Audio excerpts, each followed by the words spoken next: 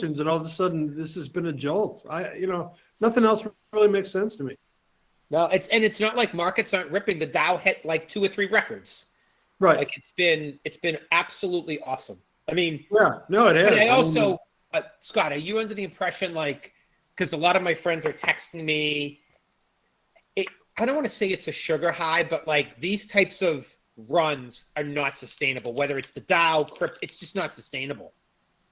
I mean, you're talking about in crypto's case, like 20% in 3 days, every 3 days. Like it's insane. But we've been talking for the last 6-8 months how the market's just been kind of sideways and biding its time. It's true, actually. So maybe this is just the time. Maybe this is just the jolt that it needed. To get to where it was supposed to go. It was supposed to be a year ago. So yeah, possibly, because everybody said when the halving happened, this is what was going to happen. Right. But if you look at the historical data, Scott, it's actually typically 6 months to a year after the halving that it goes in a big run. Which was April 1st. Which was April 1st. So we're about right. Yeah, we're there. We're about right. So, but it's it's not only it's not only Bitcoin. It's you're looking at Solana, Doge, Ethereum, Solana. It's all running. Right. Nobu. Shibu Nu. That's tripled. It's kind of crazy. Funny. My 23-year-old son, who knows I follow this stuff, was pinging me going, like, is it too high for me to buy Bitcoin right now? I'm like, I'm the wrong guy to ask because I bought it when it was 8,000 and I'm buying it when it was 80,000, and I buy it every week. I have for the last 7 years, so I'm the wrong guy to ask. I would argue the way you buy Bitcoin is the same way you buy the Dow. You put in a consistent amount of money, dollar cost average over a set period of time, and you don't do anything with it. That's it. Well, we've had this talk about what our various investment theses are. That's not my thesis. I don't do it that way. Yep. I'm a buy low guy and hold. And wait to see what happens. Like I don't like to dilute my position once I buy something. So I realized, Scott, I have a very tough time timing anything at the low, and I'm usually wrong. So if I dollar cost average, I'm safer. Well, I will. If I buy something high and it goes low, then I'll buy, like I did that with Solana. I saw it went down to 14, and I'm like, okay, I'm going to buy some. Now it's up to 220. Yeah. So yeah, I do that as well. But if I buy something low and it runs, I don't touch it. I don't touch it either. Like everyone's like, my son's like, so what are you going to do? I go, what do you mean? What am I going to do? He goes, well, you're up a fortune. I go, yeah. And I'm just going to hold it. He's like, what? I'm like, I'm just going to hold it. Like, yeah, me too. I have no plan to sell it. I'm like 9X on it, like, okay. I'm not ready to sell it. I think it's going to go a lot higher. Right. So do I. I have no interest in selling it, And then what am I going to go buy if I sell it? Like, first of all, I'm going to pay massive amounts of capital gains. Right, exactly. Which is not exactly fun. No, it's not. Believe me, I sold my company, and that was a painful check to write the next year. But. Scott, is there any, like, I know you're a real estate guy, like in real estate, at least in Massachusetts, I think it's up to $500,000 on your primary residence. You avoid taxes. When you're selling a company, there's no protection like that. You get taxed on every dollar, right? Well, yes, but there's certain you get like when I sold it, I had a certain amount in goodwill, which got taxed differently than hard capital gains. So, you had, some of it was being taxed at 23%, some of it was taxed at 42%, some of it was taxed at 33%. So. Sure. Yeah, it's painful any way you slice it, but sure. Well, for those in the audience, welcome to Investor Office Hours. I'm Steve Walsh. This is my partner in crime, Scott Kallick. Welcome. We do this every Monday night. We have for the last 4 years. The goal is pretty simple for those that are new. It's to give entrepreneurs a chance to come up and practice their pitch if they'd like. Try to keep it to 3 or 4 minutes. We'll give feedback. We promise to be kind. If you want to tell us about your company, what you're doing, if you want to talk about investing, whether it's public markets, private markets, whatever's on your mind, we're here to help. If you'd like to come up and talk to us, just click the little yellow raise hand button, which is at the bottom middle of the screen. We'll bring you up on stage, say hi, give us an overview of what you're doing and any questions you might have. So, and I see some familiar faces already in the audience already. Yep. So let's see. Let's bring Adam up. Adam, good evening. Adam, good evening. Hey guys, how are you? Good, man. Good. How are you? Good. Just wanted to chime in quickly with the Bitcoin discussion. I've bought and held since 2021, and whenever you're saying before, like, it's this kind of unsustainable, this 20% every 3 days type things. It is, but it's like go back 4 or 5 years, the same discussion. It's just like the cycles are just crazy how they do. I know. Right. Yeah, I mean, it's 2020. I think in 2020 it dipped to 8,000, and I bought one, and then it dipped a year and a half ago to 15,000. And I'm going to my wife. I'm like, I'm finding money under the couch to buy another whole coin. She's like, why? I'm like, because it's 15,000. It was 65,000 3 months ago. I'm like, this is an awesome opportunity. Yeah. Adam, what do you do? So I was on, I guess, 2-3 weeks ago, told you Pool Party Gaming, we were the sports pool startup. Yep. If you recall. I do. But for those that don't know what you do, give us sort of a 1 minute where you're spending your time.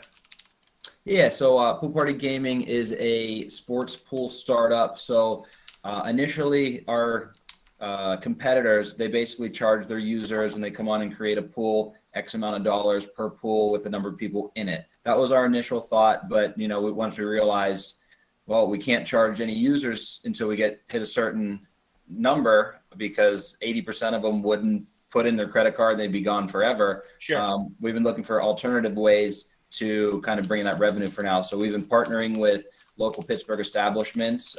We've partnered with a country club to run a birdie pool we created for them.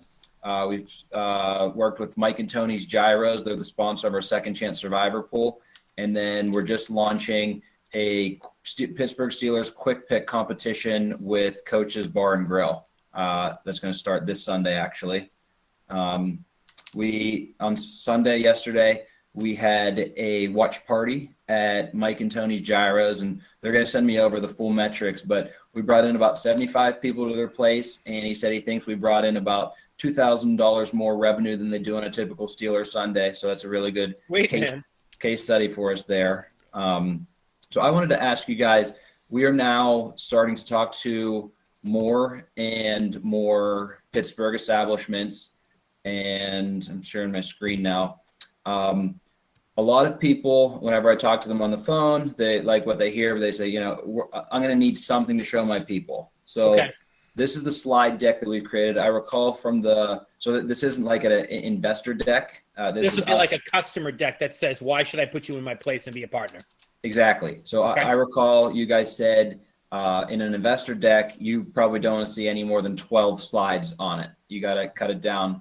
What I'm working with right now, we're 23, 21 if you're counting the intro and the last slide there, which wanted to get your thoughts. If that was too long, I think it's probably best if I just kind of go through it. Sure. Yeah, man. So let me ask you in reverse, Adam. Yeah. If a total stranger sent you a 21 slide deck, isn't that too long? Are you going to give them that amount of time to read that? Be honest with me. If somebody sent you a 21 slide deck on a Tuesday, I would skim it. I would say it's probably. and I appreciate your honesty. Yeah. I would skim it too, but like 21. So let's start with 21 slides. Like you got to figure. I mean, and I'm not saying it's 2 slides, but once you get to like a dozen, like you should be able to talk about. Remember, if this is a customer one, it's actually easier than investors because it's really about you, your value prop, and the with them. What's in it for them? Why am I giving you the time of day, Adam? But let's take a look at how you position this so we could probably think about other areas you could sort of trim it down. Cool. So this one that I have up, this is for Shooters Golf. They are a bar restaurant that also has a golf driving range that's a simulator as well. So all of my slides, I've started with a little intro with their logo, just basically thanking them for the opportunity to talk to them. we're trying to create a win-win-win with our users, our partners, and then it's going to help out Pool Party Gaming as well. And then, this is an overview, and we'd love to speak more. Next slide is just a brief intro about Pool Party Gaming, how we started, and what we're doing now. Okay. Then talk about the business-to-business connection, kind of elaborate on that win-win-win customers, partnering establishments, Pool Party Gaming. Okay. Tell them about our ongoing partnerships. So at least 2 of these are very recognizable in the Pittsburgh area. Coaches probably most, but not all are going to know there. So just a little credibility slide there. Okay. I love it. Then talk about the business connection, the partnership opportunities that we think. So for this place, it's a golf place. We think they could be a good fit for our birdie pool that we've done at Chartiers, that now that we're going to expand to other country clubs, our golf major sports pool that we're going to launch come April. And then we have some exploratory ideas in there as well. So the birdie pool, we explained the premise of the birdie pool. It's pretty simple, that at an individual club or course, the first person to birdie all 18 holes wins. But we also made it so, it's not just for the elite golfer. We also made it so there were prizes for anyone who birdied all 18 throughout the year or hit a certain threshold there. And then we talk to them about our vision. And I got to get rid of that. There we are. Basically let them know, we launched it at Chartiers Country Club in June. And throughout the past year, we've been making relationships with other clubs that we're going to launch in 2025. We learned what went right, what went wrong, so we can enhance the game this season. And we're also working with the Tri-State PGA to kind of try to standardize it in the area. Then we talk about what are the benefits for them. So they get website branding, pool environment branding, social media. We'll collaborate with them in our pool email updates. They can have a blurb. We can host live events with them. And obviously it gets them in front of their target audience, the golfer audience.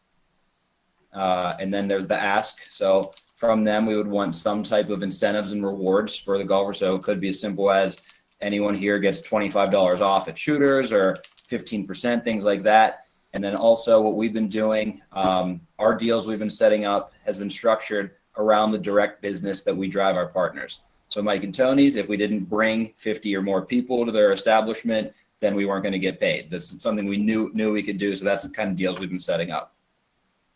So why don't we pause here? Because I think I've got what you're trying to do, and I think I've got some real easy feedback on how you can trim this down.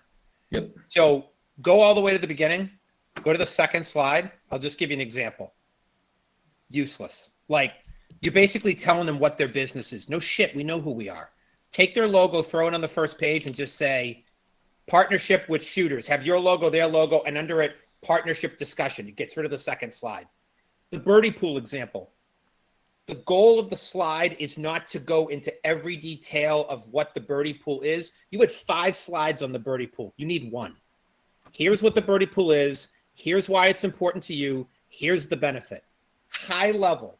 It is a pool that does this, this, and this. Our thoughts on how to monetize it is this, this, and this. And here's the WIFM. And then if you have a second idea, I think in the thing you had 4 different ideas. The birdie pool was one of them. Yeah. Have 1 slide for each of them. So you've got 4 slides covering the 4 different ideas. And then at the end, a summary of here are the 4 different ways to work together. Here's the monetization path.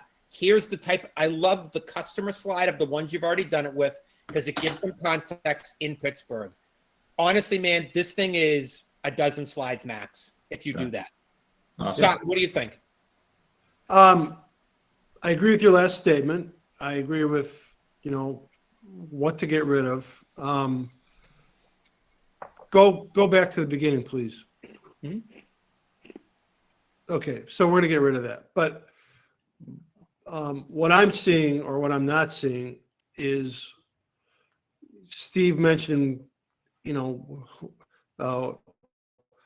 with them, what's in it for them. So what's the purpose here? The purpose is to drive clients to these establishments, right? Yes. Okay. That's what you need to say. That's that's your purpose. It's too funny, Scott. It almost got lost in the translation. You're right. That is the goal. Right. And that's, so when you're giving them a deck, they're going to look at this and say, oh, okay, we're going to drive, we're going to get people into our seats. We're going to put asses into the seats. That's what we're doing here. And from there, they can kind of figure it out. Okay, these guys are creative. They come with programs. They get, they bring people in, and then somewhere you need to kind of explain how you get compensated for it. And Adam, what did you say happened at last week's Steelers game with that one location? What were the type of results you saw? So here's the case study. So this just explains what we did. We had a free square pool, 50-50, and then our quick pick event that was next to the game. So whenever, the Steelers scored a touchdown, if you said Najee Harris scores the first, you got points. So we had one TV with the leaderboard on, but he's going to print me out the reports tomorrow. So this just happened yesterday, but through our square. Says they drove $2,000 more in the day. Correct. I mean, that should be in big, bold letters. Right. Here's an example of our last customer. We did this. And one event in a single day, we drove $2,000 to their bottom line, period. Right. And you can just do away with everything else. Pool party brought 78 attendees into Mike and Tony's. Yep. We drove 78 attendees and $2,000 in additional revenue in one day. Right. And food and drink to Mike and Tony's. That's all you need to say. That's it. Because you're giving, by saying, hey, a free square pool, 50-50 raffle, you're giving up your intellectual capital there. You're telling them what you're doing. You don't need to do that. Gotcha.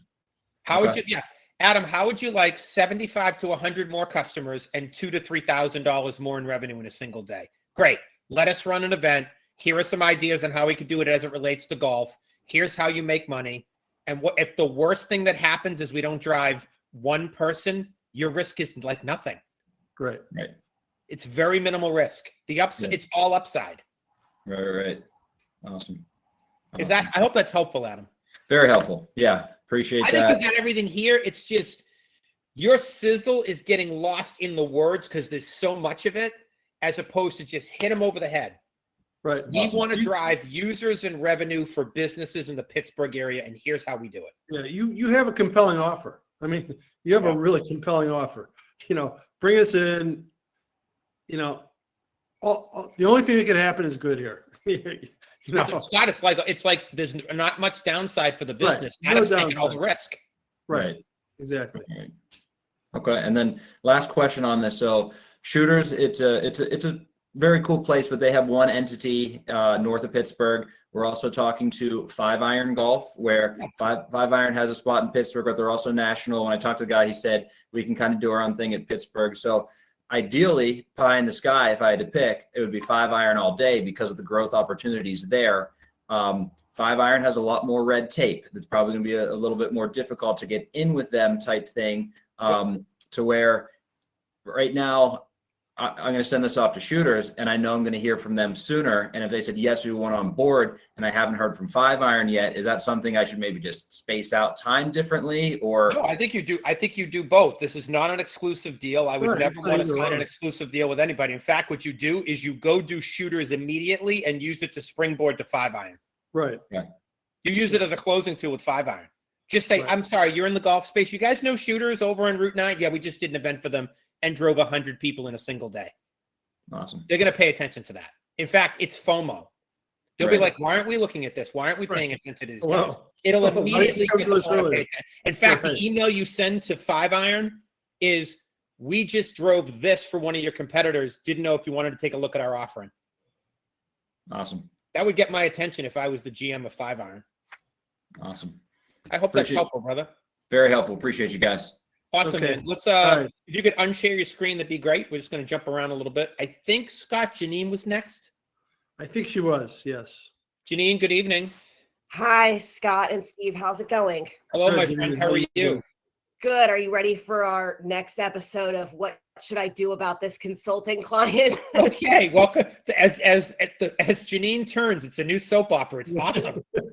Well, I'm starting to realize that most people are like trying to get whatever help they can, trying to figure out how to manage these things. I don't think I was the only one who realized once you leave a job, like, oh, somebody is not already being paid to help me. I need to do that if I want help. Good point. Very good point. Yeah, especially if you're in sales, if the management is good, they like really will help you do well, and that just doesn't exist when you're the owner of the business. Anyways, so okay, I need to have a conversation with the client about a renewal, and I want to just kind of run through like what's going on and what exactly has happened. I think that the reason generally that I find this challenging in this specific case Okay. is because this client, their business, it's a tech reselling business based in the UK. And in the UK, the financials of private companies are posted online. So I was able to look at their financials and see that they have £500,000 in the bank and like £400,000 of outstanding receivables. So they have money to where there's not like immediate pain. That's obviously like a pretty good business. Yep. So the founder has had some personal issues happen to where he no longer wants to like push hard on sales. He obviously like doesn't really have the pain where he has to. So the engagement was for me to just simply grow his community, and he's not like making a big push on conversion out of that, or like my function is not really to like drive revenue for him. So the flip side of that is that it's like it's a little bit harder for me to assess like if I'm bringing value or not. Like on one hand, you know, I have not yet to date actually added anyone to his community, but secondly, it's been about 3 weeks, and most people who do marketing campaigns and these types of engagements won't even let a client sign on for less than like 90 days. Because as I'm sure you can imagine, there's been a lot of like figuring stuff out. So, I mean, in terms of what I put in writing that I would do, I said I would create one new email template every week and I would send it out to contacts. I didn't specify how many people I would send it to. Okay. There were some kind of big questions in the beginning, like the client thought he wanted, you know, fewer emails to go out with personalization. And then we, over the course of multiple conversations, realized we're not personalizing anything.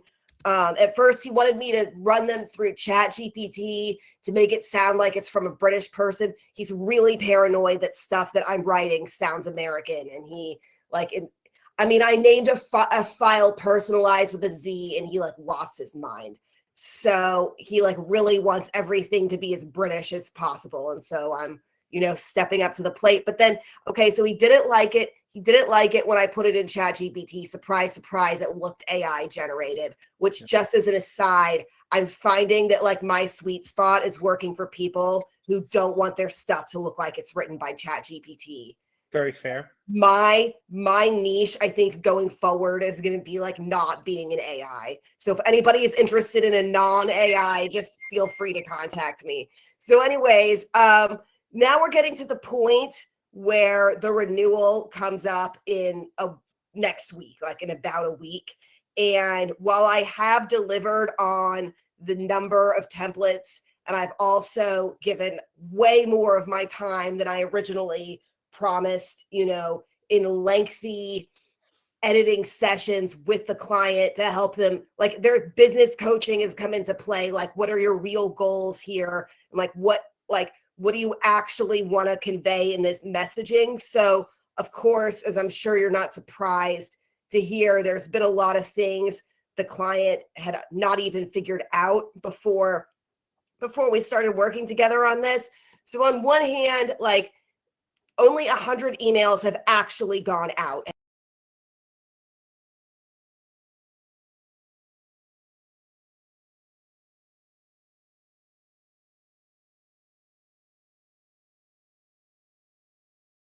So I can tell he's thinking about like things I'll do like past the point that he needs to pay me again. But I guess I do feel a little uncomfortable about the fact that there aren't like massive sparkling results like at week 3 of doing this.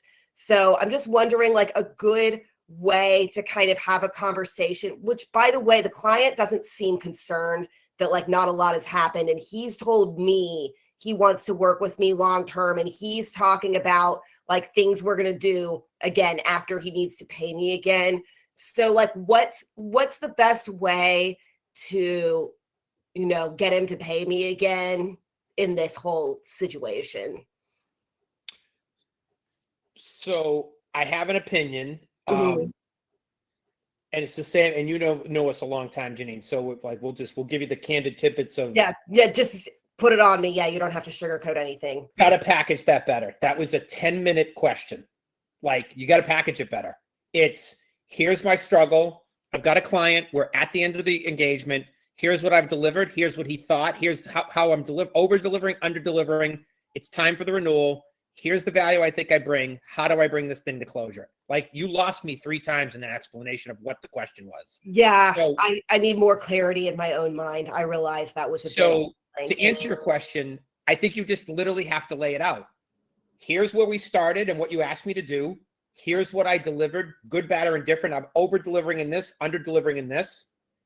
And your opinion of where we're at is we're plus or minus based on we didn't set the right goals. We weren't specific in the goals we set.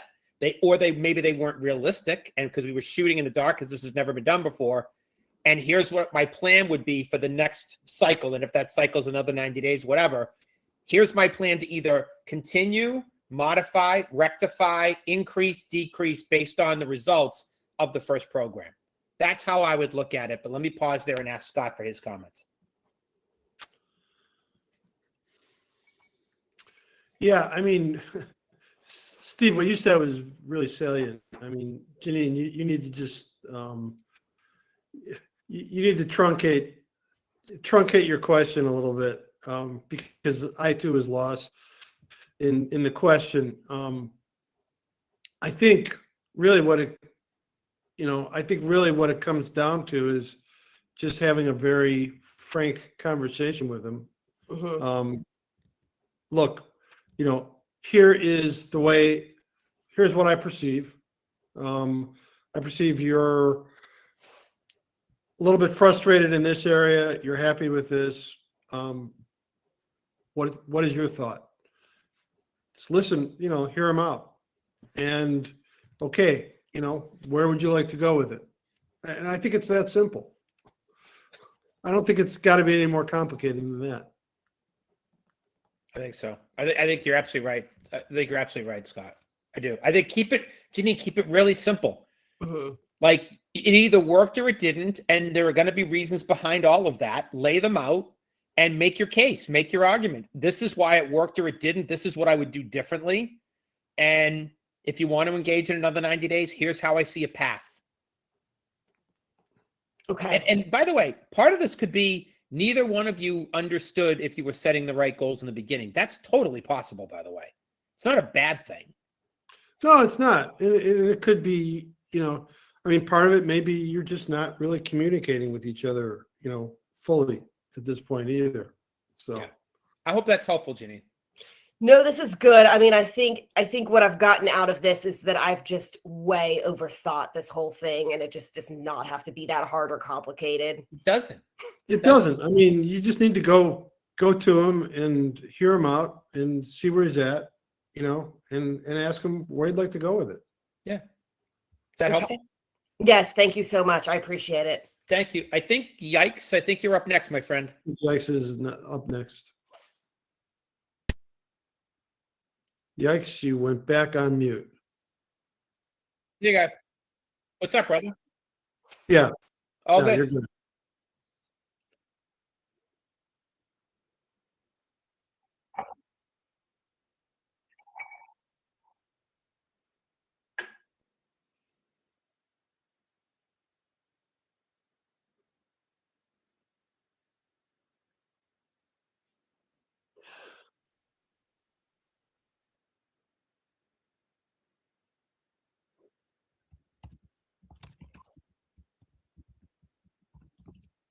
Okay.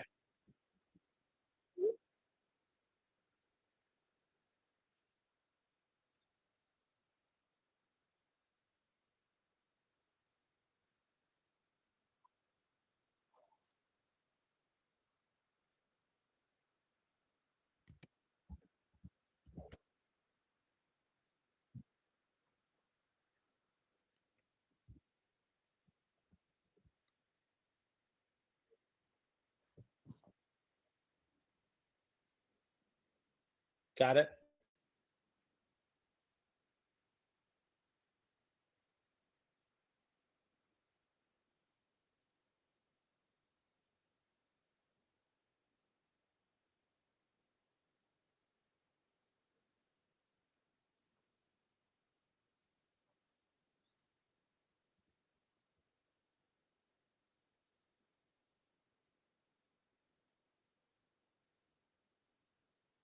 Wouldn't shock me. Wouldn't shock me.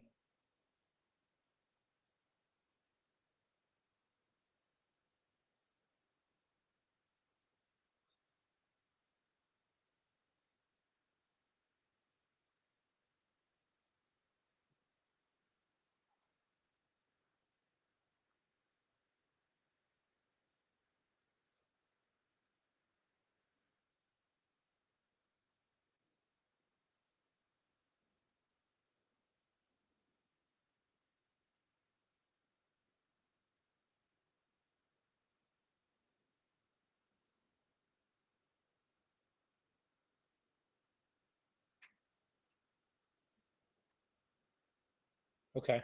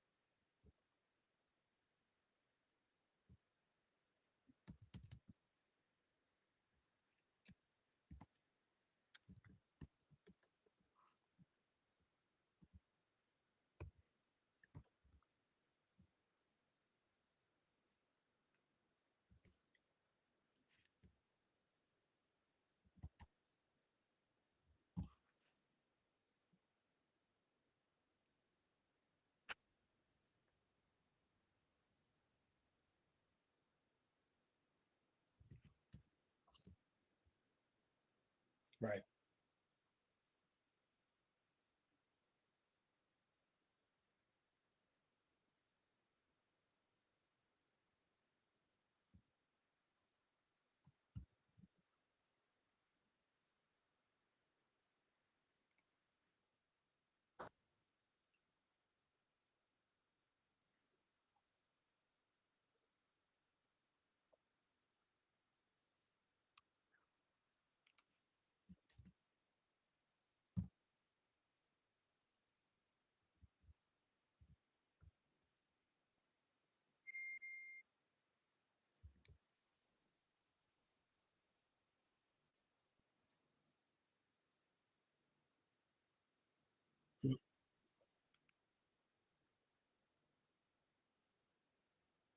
Hmm.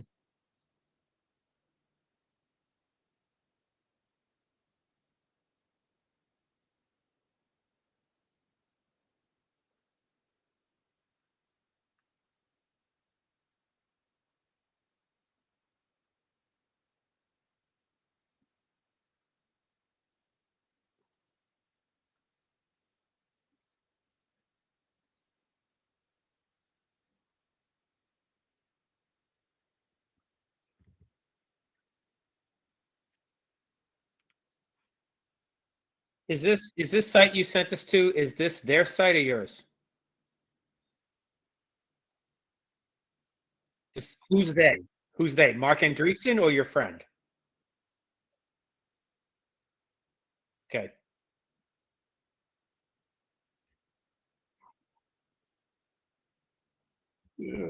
Okay. I don't know, man.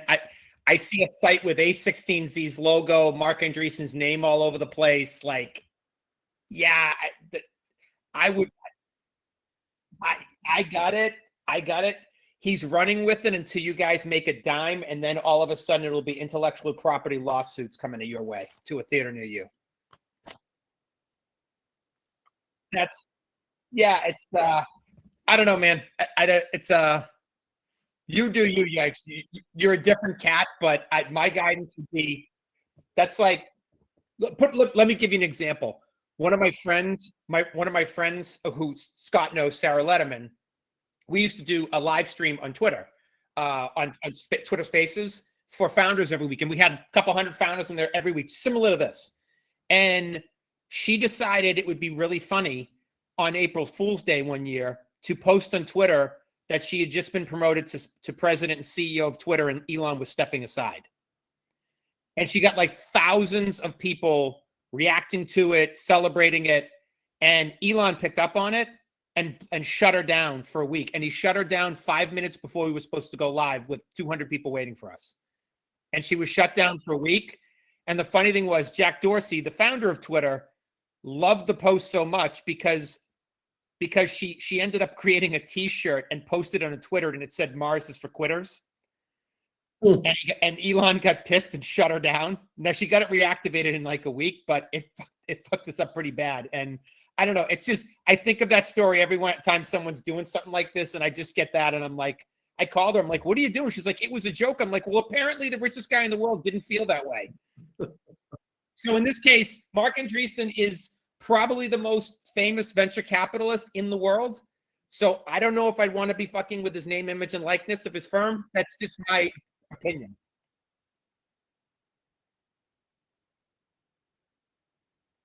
Okay.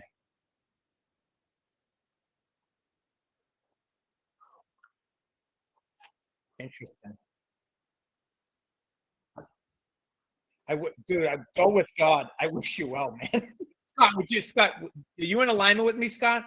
Yeah, I mean, look, if you're going to do something with him, get it in writing. That's all. That's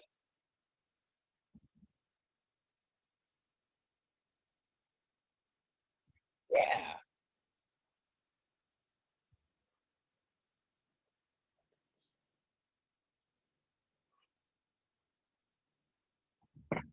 Sure. This is a really good idea. I think that Scott's point is cover your ass, maybe get them to partner with you on it, as opposed to just be like, "Hey, can you retweet this? And we're using your name, image, and likeness."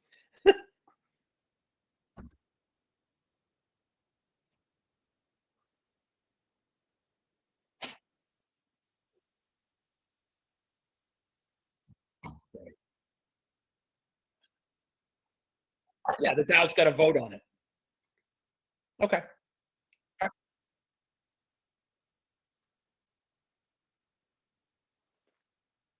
We gotta pause for a minute because we got a lot of people that want to come up and chat. So we'll be bop around. I think Yeah. Scott, who's next? Is it Tessa? Tessa's next. Yeah. Tessa, welcome. Hey man, how you doing? Doing all right. I'm going to attempt to share my screen. Give Go ahead, me sure, just a please. moment here. I think it's that one. Should be. Okay, that may not be coming up. Nope. Not yet. All right, let me just do the pitch. A couple of years ago, in the before the pandemic, I started a startup doing room escape games. We then discovered that the place where the real money is corporate team building. Pandemic hit. It very much changed how we had to do business. There were some disagreements in the executive suite, and I split off from that.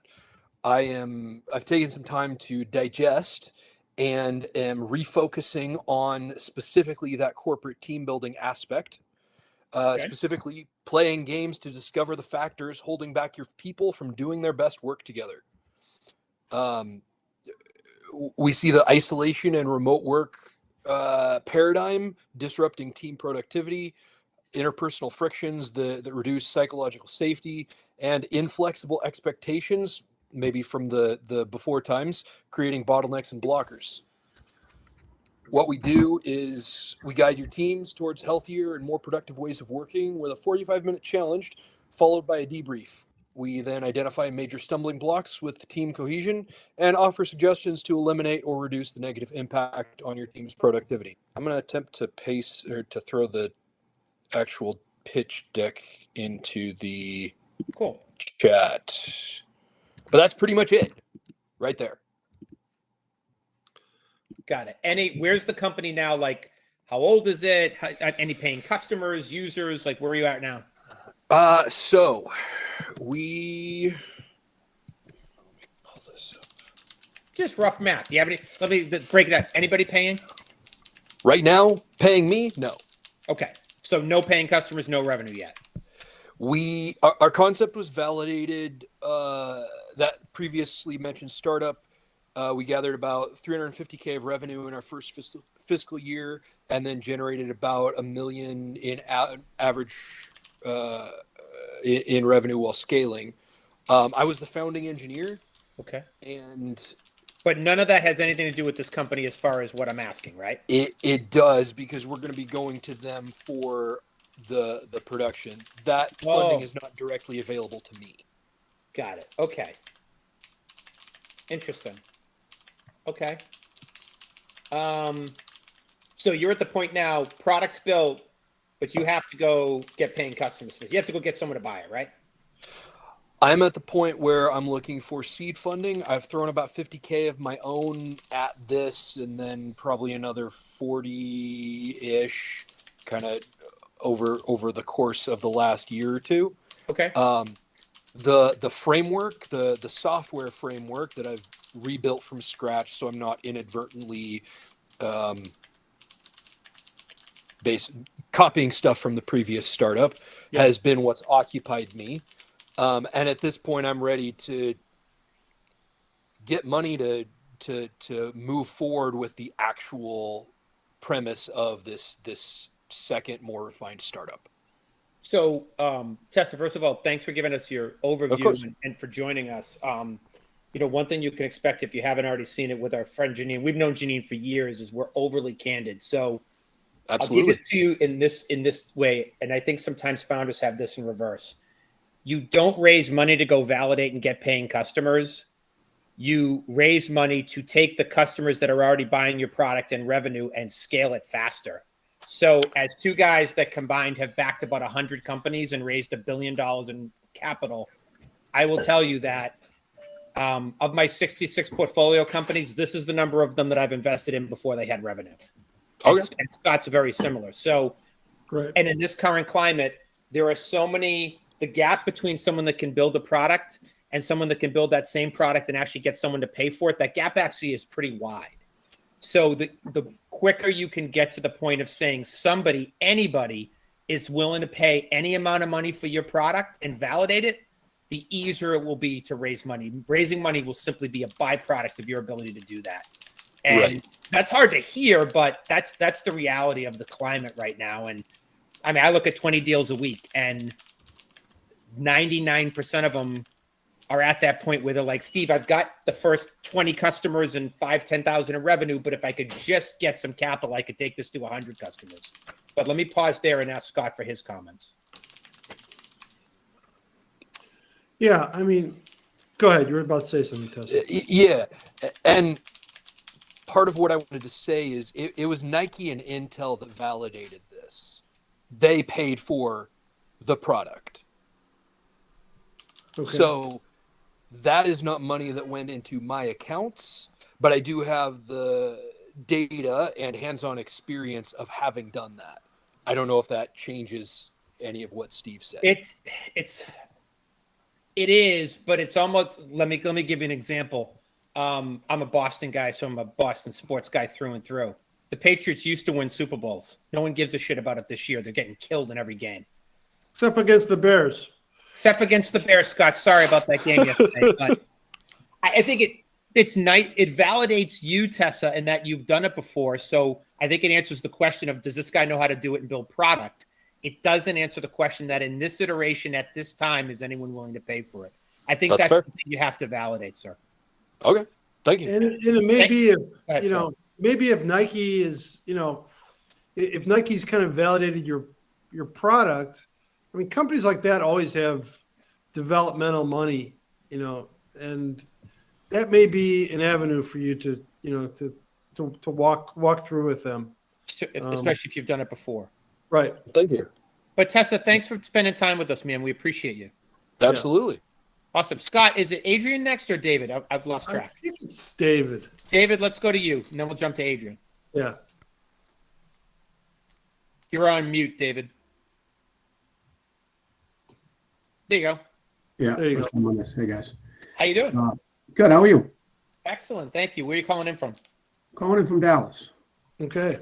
Nice. So I've You got- win for weather. I love winters down here. Yeah. Originally from Boston, actually. Oh, wow. Really? What part? Brighton. My whole family grew up in Brighton, right near St. E's Hospital, the Carib Pub, and the Stockyard. Yeah, that's all still there. I was there last week. That's awesome. What are you working on? So I'm looking. I have a kind of a social entrepreneurship. I put up a slide. Can you guys see it? Yes, Yeah. sir. That's it. Eats. So this is solving a problem in society and creates a bunch of, food waste creates a bunch of different problems, right? And this is a quick slide, so I don't want to take up a lot of time of everybody else, but I'm looking to find out people that are interested in what my mission is. Basically, it's feeding people with food that would go to waste. And so let's see here. I don't know how to do this, but let's see if I can use some of these buttons here. Okay, yeah. So can you guys see that now? Current purchase, Yes. So food donation is a real, all the grocery stores currently are donating food. All restaurants can donate food. There's a law, the Good Samaritan law, which was passed in '96, that allows some protections. And there's recently what they call the Food Donation Improvement Act, which was passed almost 2 years ago by the Biden administration to incentivize companies to divert from landfills into people's plates, basically, or less from a landfill. And so my target market is this right here, which is grocery stores in phase one. There's no platform business in food. I've got a bigger vision, but basically this product, we've got a valuation already. We've raised about $125,000 a year. I'd say it's pre-revenue, Steve, but it's we did about $80,000 in COVID. And the backstory is my daughter was 12 at the time, and I have 6 kids. Only one girl. She wanted to start a business selling cupcakes, and we didn't want her on social media, so we built our mobile app. The mobile app's called Eats. Published it just before COVID. She made national news as a startup entrepreneur, and we got a lot of people to download it. We were actually selling food that it's kind of gray area what you could do, but we turned it into this rescue. And basically what I'm building now and solving for is the food waste. So connecting the food from where it's available today. So you're talking grocery stores, restaurants, catering companies, and connecting to people that want it. The idea is to connect this and provide this service. We've got right now, we've got Costco using it. I've been in all these stores here.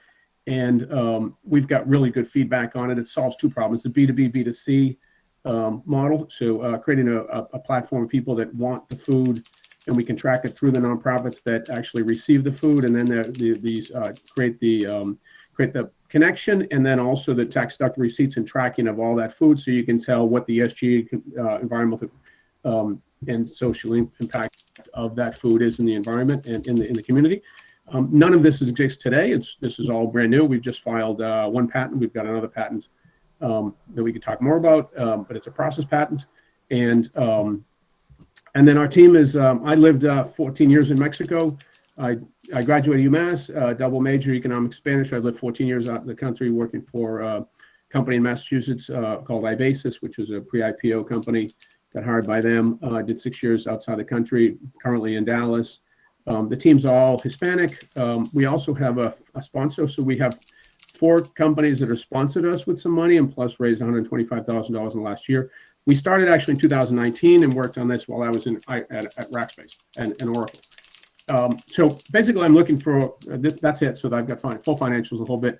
I'm looking to get feedback on who would be, where I can find angels who would be interested in this. It is currently pre-IPO, but the TCV for a contract with Costco, with the amount of stores they have and the impact it can on business, it's really and I put it on here, but this, there's 1,000 times investor. It's like the way Uber was before, the taxi business before it was Uber, right? There's an amount of business that's been generated around creating a platform connecting people that have vehicles or have a service with somebody that wants a service. It's the same thing in the food industry, right? If you can think of the impact of connecting food in real time when it's surplus to the people need it, and then the kind of the ecosystems around that, which could be additional businesses like food trucks. There's no current app for real-time food truck access. There's only sites, farm to table, with Misfit Foods and things like that. Have raised $300 million with no traction, no viral growth inside of the app or connecting to the people in the community. And so there's a big opportunity. And we're just starting again with my vision, which is this. It's built, it works. Great reviews on Apple and Google, over almost right now 1,500 downloads, and we're really well produced, really well connected in Dallas. So that's it. So I don't know where to look. We've raised some money with some angels here. A lot of people are some people are interested, some people aren't. I'm interested to find out where I could find the vein of people that would be interested in this without going to 100 people and just kind of keep a small group. That's all. Okay. Thanks for sharing that, David. By the way, I'm also a UMass alum, and iBasis was a customer of mine 20 years ago. Oh, okay. Sales days. So what kind of business? With your path. Thanks for sharing that. Look, I think, where would I go? Where would I start? I think you would obviously look at family offices, funds, and angels that are in the sustainability space, in the clean tech movement, in the clean food movement, logistics space. Those are the things that come to mind if I was you and thinking of where do I go to find these people, and where do you find them? Signal, Crunchbase, LinkedIn. Literally, if you put in sustainability investor on LinkedIn, you probably get 50 names. That's where I would start.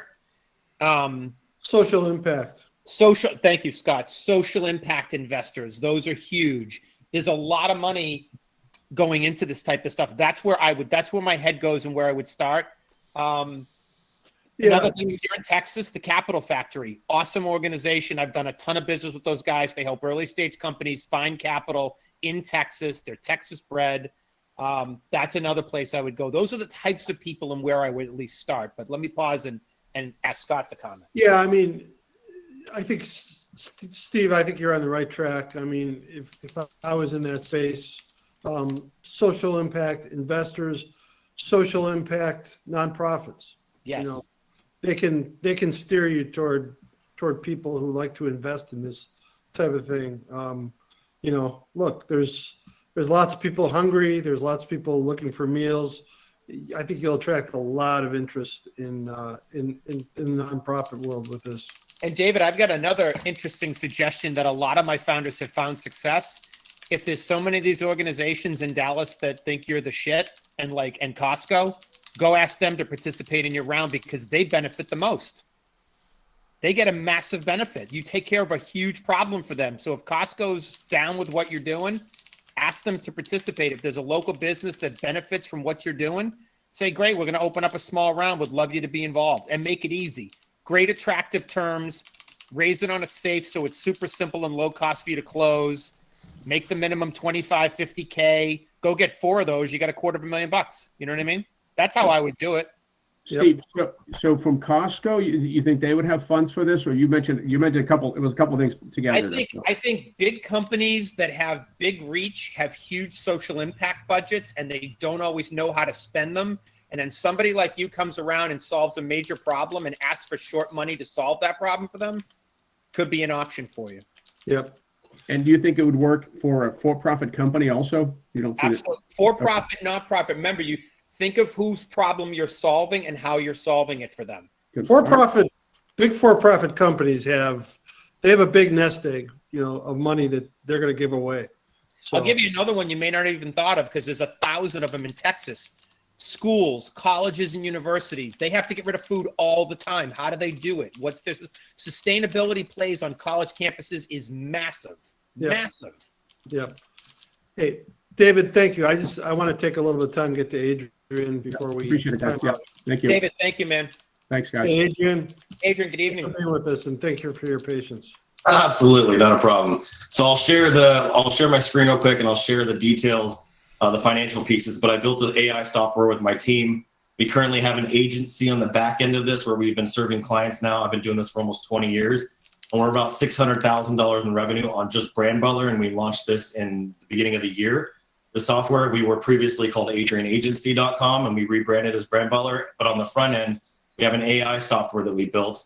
We got about $1,000 a month in recurring revenue coming in from agencies and other people who are using our software. But essentially, we built an AI Jarvis to help companies create their brand. I don't know if the audio is sharing or not, but it does brand strategy, marketing planning, and sales planning. So it'll come up with your story, your niche, and your identity within your brand. Inside of your marketing, it does your lead, prospect, and customer. And within sales, it does your offer, your pitch, and then your process. And so we built out this software to replicate myself. I've been doing this consulting for the last decade, and I've consulted over 5,000 companies, and there was nobody in the space. There's Russell Brunson with ClickFunnels, and that's production. So in my world, as a social impact guy, I focus on purpose, planning, preparation, and production, right?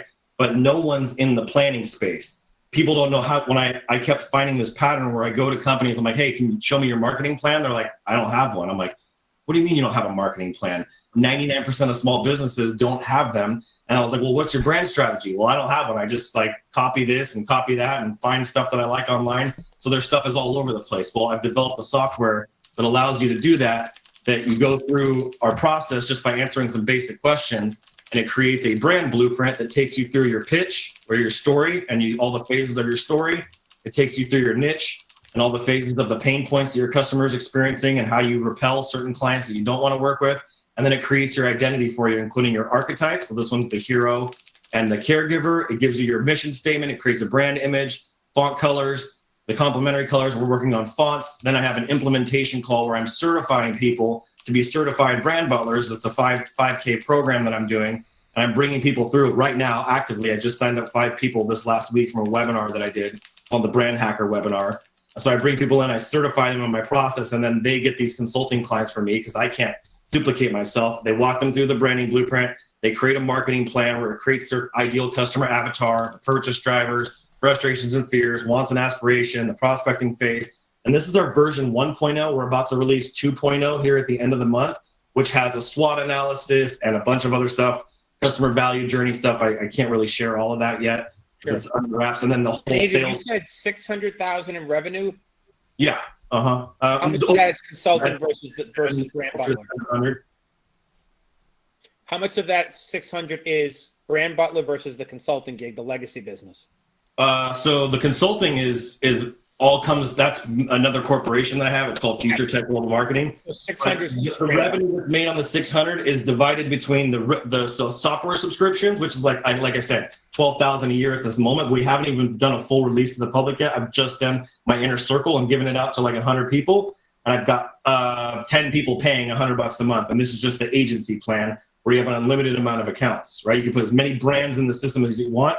But the part I didn't talk about is the toolbox. Once you have the marketing plan, the brand strategy, and your sales plan with your offer, and you've trained this whole thing, now I can write your Facebook posts. I can write your webinar VSLs. I can write your email campaigns. I have all these different tools, client acquisition cost calculator, what your marketing budgets would be. Everything is all in a really quick, easy toolbox that we built where we've got about 25 different tools to go implement this stuff. So you got the plans and the data set that we train your AI bot on that specific brand, and now you can implement all this stuff. So about 680, 690, somewhere like that is actual agency services. So our business model on that is very, very basic. It could not be any simpler because I've been doing the agency stuff for so long. I broke it into 3 possible options they can do with us. We can do all of the organic marketing for $5,000 a month, which includes SEO, SEM, SMS, social, and email. Or we can do all of their paid search, display, YouTube, Meta, and even influencers, as I have an influencer platform I'm connected to.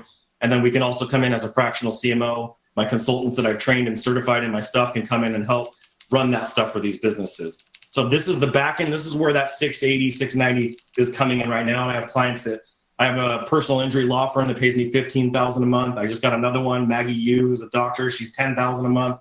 So that's where. Got it.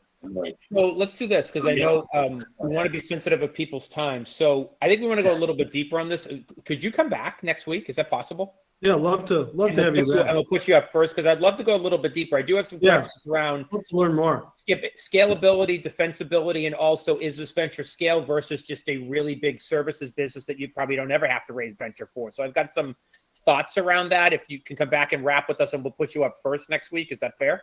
That's fine. Yeah, I got an offer already and I turned them down. So I love it. No, thanks. I'd love to hear about it. This whole thing myself without an investor, but I want to have. By the way, man, that's the full credit answer. I love that. Yeah. So, Adrian, we'll put you up first next week.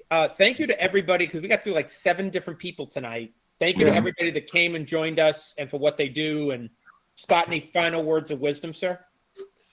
No, I mean, it's always inspiring to talk to people with great ideas, to see what their vision is. And I appreciate everybody here. Thank you so much for being with us. All right, folks. We'll see you guys next week. One thing for Adrian, real quick. I think you're doing it the right way when it comes to AI. You want that on top of people and not replacing people. So that's that'll be our foreshadowing today. Thank you, folks. Cheers. We'll see you. Bye-bye.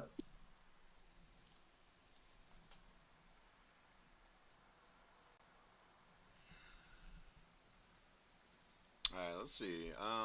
I think I'm down to do the after party. I usually don't. I usually skip it, but I do kind of want to chat with this Adrian guy a little bit more. But what I'll do is I will fucking engagement farm the shit out of everything. Do I have like a thing? Yeah, I can do like this and then that. And then I guess, yeah, if you want to come hang out, if there's anybody actually here, I'm going to put that there. And then I'm gonna put this in the Twitch chat if I can find it because my shit's all over the place.